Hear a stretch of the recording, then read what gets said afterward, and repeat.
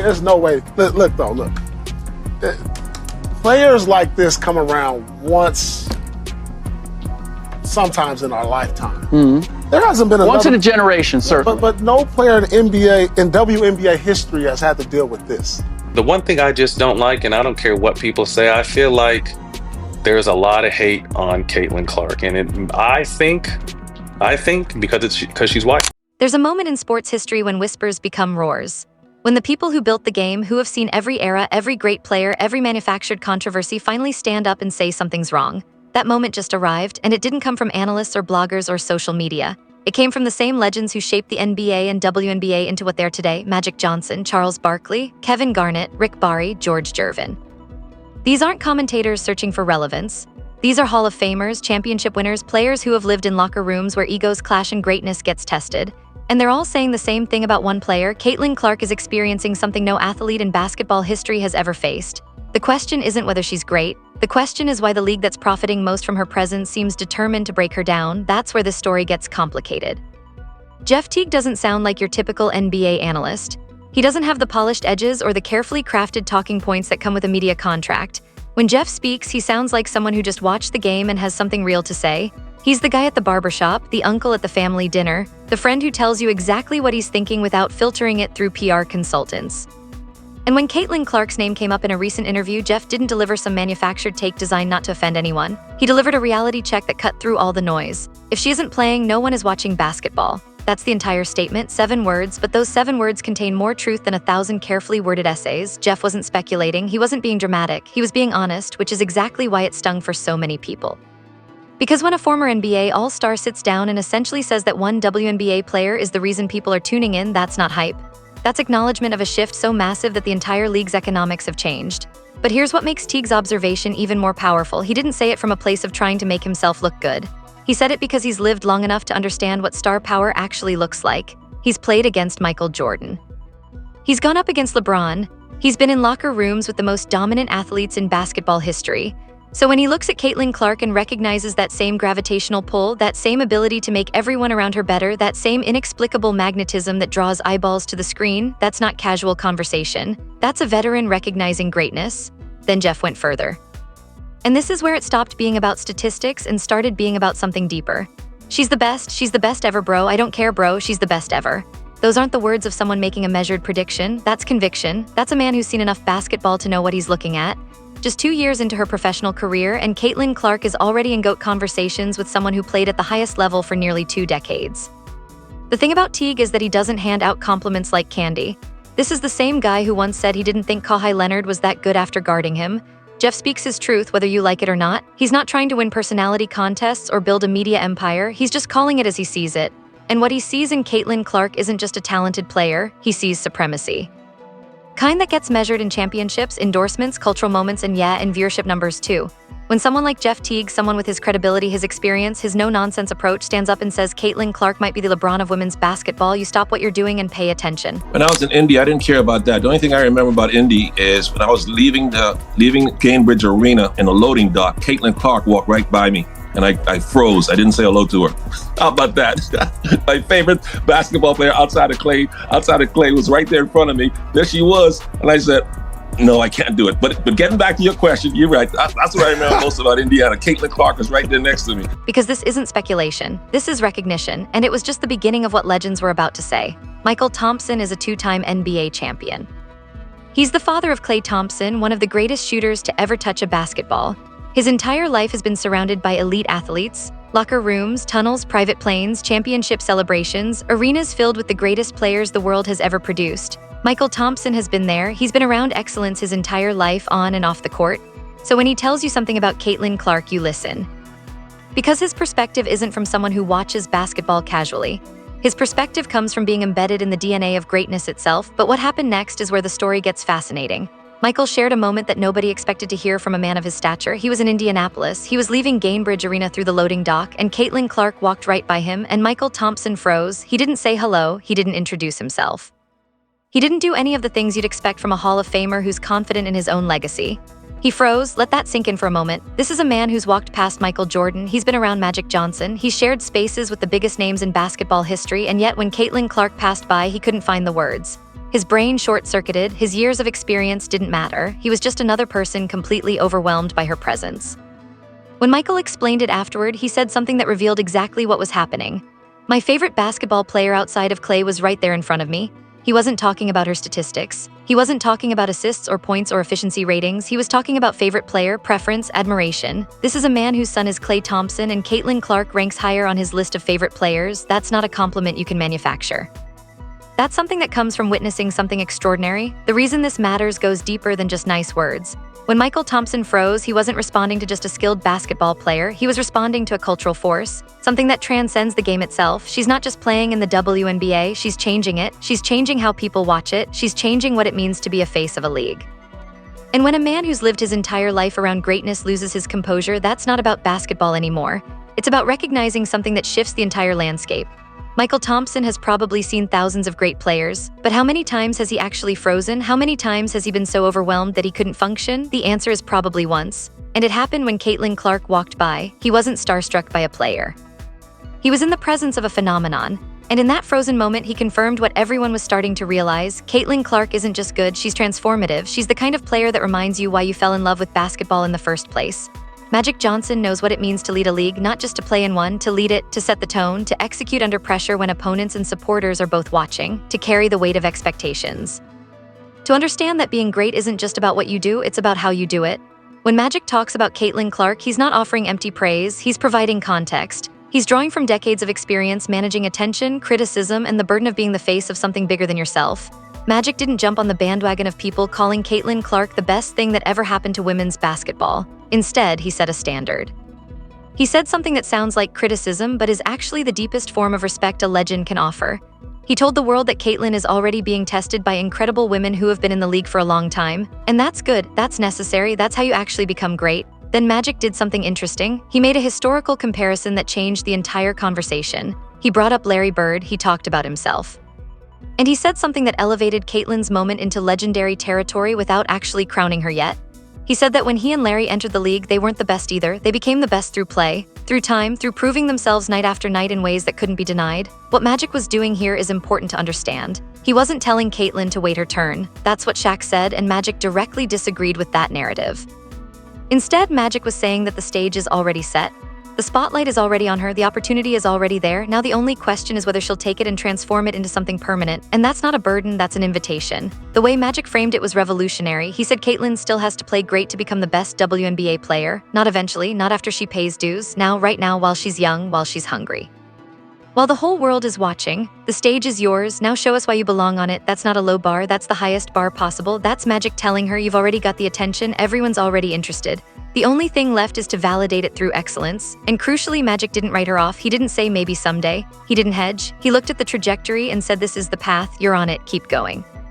The thing about Magic is that they're going to be tested by these incredible women who've been in the league for a long time.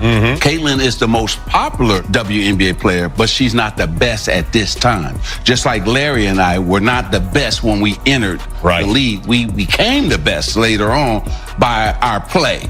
Caitlin still has to play great to become the best WNBA. he's not offering sympathy or pity. He's offering something more valuable. He's offering a roadmap from someone who's already walked it. He's saying, I know what this pressure feels like. I know what it's like to be the face of a league at a young age. And I'm telling you, you can handle it. You're already handling it. Just keep playing. That's the difference between hype and validation. Hype is temporary. It fades. But when Magic Johnson, one of the greatest leaders in basketball history, looks at you and says you're following the same path as Larry Bird and myself, that's not hype. That's a place in history being reserved with your name on it. All you have to do is keep showing up. Not every legend kept their critique as measured as Magic. Some of them looked at what was happening to Caitlin Clark and decided it was time to stop dancing around the uncomfortable truths. Reggie Miller, one of the coldest shooters and most legendary trash talkers in NBA history, didn't recommend patience. He didn't suggest waiting. When he realized what Caitlin had been dealing with, the physical hits, the flagrant fouls, the peculiar silence from the league, he suggested something else entirely. He suggested that maybe it was time for her to defend herself. Hard, Reggie's frustration wasn't casual, it was pointed. When someone asked him if great players have to wait their turn, Reggie shot back immediately. You didn't wait your turn, Shaq. It wasn't a joke, it was a frustrated line from someone who's watched enough basketball to know when rules are being applied unevenly. What Reggie was seeing wasn't about toughness or hazing or the natural friction of the game, it was about targeting, it was about intent. And it was about a league that was allowing it to happen while their biggest star carried their entire sport. Then Rick Barry came through, and he didn't just observe, he demanded action. Barry is a Hall of Famer who knows exactly how to send messages. He's not someone who speaks lightly or hides behind careful wording. When Rick looked at what was happening to Caitlin Clark, he didn't recommend more patience. He recommended consequences, real ones. He said that if any other NBA or WNBA star had been treated the way Caitlin was being treated, flagrant fouls, off-ball contact, physical aggression, there would be ejections, there would be suspensions, there would be press releases, but with Caitlin, just a shrug and a faint whistle. Barry's point wasn't that Caitlin needed protecting. His point was that the rules should apply equally, and they weren't. He compared her impact to Tiger Woods transforming golf. He said that Caitlin Clark changed the economics of the WNBA. Players were flying private planes, they were getting major network deals, they were seeing benefits they'd never had before, all because of her. And somehow the league was letting players take cheap shots at their most precious asset and pretending it was normal. That's what Barry was calling out. Then Gervin, the Iceman himself, walked into the conversation and turned up the heat. Gervin didn't just talk about hatred. He dug into why it existed. He made the Tiger Woods comparison but went further. He named something that everyone else had been dancing around. I feel like there's a lot of hate on Caitlin Clark, and I think it's because she's white. There it was, no ducking, no faint allusions, no careful framing, just the reality that some of this animosity had racial undertones and it needed to be said aloud. Garnett came through with something different. KG didn't focus on the hate as a problem. He focused on it as validation. KG knows what it's like to be the player with the target on his back. He knows what it means when opponents don't want to see you succeed, and instead of offering sympathy, he offered perspective. He said that hate only exists when you're a threat. Caitlin Clark is a threat. She's moving money, moving culture, moving the entire sport. And if people are upset about it, that means it's working. What connected all these legends, Reggie, Barry, Gervin, and KG, was that they weren't offering empty compliments or approved PR statements. They were naming the uncomfortable parts. The physical aggression, the league silence, the racial dynamics, the jealousy. These were basketball men refusing to pretend that everything was fine when it clearly wasn't. The real truth came from the players who actually watch Caitlin night after night, not from analysts or commentators or people with agendas. From guys who understand the game at its deepest level because they've lived it. Matt Barnes was one of them, and he didn't whisper about what he was seeing, he spoke it clearly. Barnes has always been brutally honest on podcasts, on TV, everywhere. He says things that others are too scared to acknowledge, and when he talked about Caitlin Clark, he didn't just compliment her game. He explained what made her different. He broke down the spacing she creates, the floor spreading, the transition game. The way defenders have to respect her shot so much that they can't overplay driving lanes. He talked about creativity in women's basketball that wasn't there before, and then he did what everyone else had been avoiding. He said the quiet part out loud. I feel like there's a lot of hate on Caitlin Clark, and I think it's because she's white. Same observation as Gervin, but from a different angle. Barnes wasn't speculating. He was stating something he'd observed, something he'd heard behind the scenes, something that needed to be said on camera. Isaiah Thomas brought a different kind of truth. Isaiah has exceptional basketball IQ. He doesn't just watch what happens on the court, he understands why it happens. When he analyzed Caitlin's game, he didn't focus on headlines or controversy or drama. He focused on pure basketball. He talked about her shooting ability. He talked about her being the WNBA assist leader. He talked about her being one of those workout people, someone who lives in the gym. And then he made an observation that most people missed. She's transforming how the entire league plays. Isaiah wasn't saying she's scoring a lot. He was saying her presence is unlocking creativity in teammates. She's changing spacing. She's altering how teams run their offense. She's speeding up the tempo of women's basketball itself. That's the kind of impact analysis that comes from someone who understands the game deeply. And coming from Isaiah Thomas, a point guard who was known for unselfishness and high basketball IQ, it carried weight. He wasn't hyping her. He was analyzing how she's fundamentally changing what women's basketball looks like. Patrick Beverly came through with something different. Bev doesn't throw compliments around casually. He's built his career on defense, discipline, and outworking everyone else.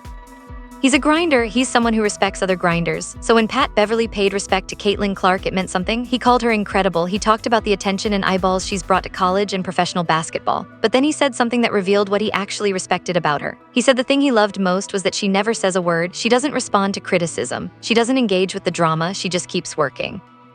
And for Pat Bev, that's the ultimate compliment, because that's his language. That's how he shows respect. He was saying, you show up early, you stay late, you keep your head down, and you grind while the cameras are somewhere else. That's the work ethic of someone who's earned everything she's got. What connected all these voices, Barnes, Isaiah, and Players like this come around once, sometimes in our lifetime. Mm-hmm. There hasn't been once in a generation, certainly. But no player in NBA and WNBA history has had to deal with this, right? What? What she's dealing with. What? What is she dealing with? Fouling from day one already, but she's been crowned. I mean, she's already nobody. Who was the face of the league in the first few years of the WNBA? Bev was that they weren't offering manufactured praise. They were offering honest observation. They were seeing something real happening on the court and in the league, and they were saying it exactly as they saw it. No filter, no agenda, just basketball truth. Then Charles Barkley spoke, and it wasn't commentary, it was an indictment. Barkley has always been outspoken. He's been honest to the point of controversy. He's never worried about offending people or protecting narratives. But when he looked at how the WNBA was treating Caitlin Clark, something shifted. This wasn't just analysis. This was a man who'd built an empire, calling out a system that was fumbling its biggest opportunity. Charles started with the basic economics. Caitlin Clark is the reason WNBA players are flying private jets now. She's the reason networks are investing in women's basketball the way they are. She's the reason there's been a seismic shift in media coverage and sponsorship deals. The entire league is benefiting from her presence. Every single player is getting better opportunities because of what she's brought to the sport. The money is flowing because of her viewership. The attention is there because people tune in to watch her play, and what's the response from some of these players? Cold shoulders, targeting her with flagrant fouls, dismissing her, acting like she hasn't earned what she's being given. Barkley's message was crystal clear. You wanted this moment. You asked for investment in women's basketball. You wanted better deals and better coverage. Well, you got it, and now you're destroying it by attacking the very person who made it possible. What made Barkley's critique so powerful was that he wasn't being sympathetic to Caitlin. He was being angry at the league. He was pointing out the absolute absurdity of the situation. The WNBA finally has a generational talent who can move the needle. She's young, she's marketable, she's talented beyond measure. She's exactly what leagues dream about. And the response from veteran players is to make her time miserable. That's not hazing, that's not tradition, that's sabotage. Barkley went after the media too. He called out the biased narratives. He pointed out how some commentators were working overtime to diminish Caitlin's accomplishments or to frame the hatred she was receiving as justified. He basically said, we all see what's happening. Stop pretending you don't. Stop offering excuses. Stop hiding behind veteran toughness or paying dues. This is about something else, and everyone knows it. Then Barkley did something crucial. He reframed the entire conversation. He said that Caitlin Clark doesn't need protection. She's already proven she can withstand the hits. But when legends stand up, when Magic, KG, Barry, Gervin, and he himself are forced to publicly defend her, that's not for her benefit. That's for everybody else. That's a message to the league. You're being watched. We're watching. And we're not going to let you destroy this. Barkley's indictment was complete. He'd identified the problem, named the players involved, called out the league's silence, and delivered a warning. And importantly, he wasn't sugarcoating it. He wasn't avoiding the uncomfortable truths. He was laying it bare for everyone to see. This league has a star. This star is transforming everything. And if the league doesn't get out of her way and actually protect what she's bringing to the game, they'll regret it for decades. When this many legends speak up at once, it's not about hype anymore. It's about something deeper. It's about recognition that something historic is happening, and the old guard is determined not to let it get destroyed. Caitlin Clark didn't just enter the WNBA, she changed the stakes. She turned empty arenas into sold-out venues. She dragged women's basketball into mainstream consciousness with nothing but a jumper and confidence. The legends aren't offering sympathy.